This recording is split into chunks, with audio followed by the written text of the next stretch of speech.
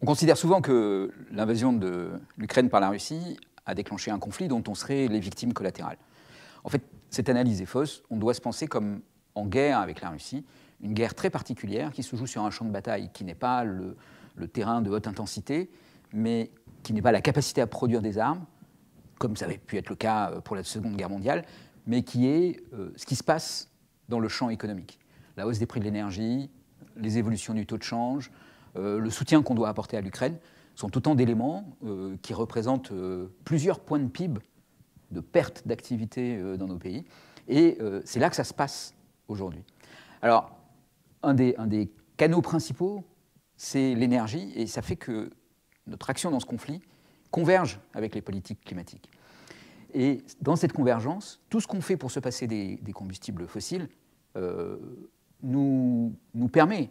de passer un message et de nous mettre en situation de pouvoir cesser d'être dépendant de la Russie et donc de cesser de perdre dans ce conflit. Notre objectif n'est pas nécessairement de gagner, mais il est au moins de ne pas perdre cette guerre.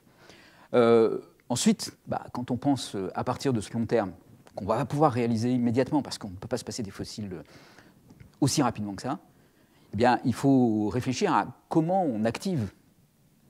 nos armes sur ce champ de bataille très particulier qui est celui de cette guerre économique au XXIe siècle. Eh bien, pour penser ça, il faut faire tout ce que l'on peut pour réduire la demande,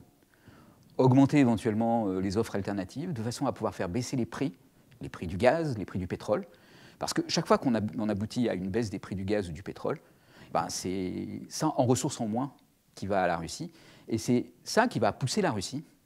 à négocier une paix.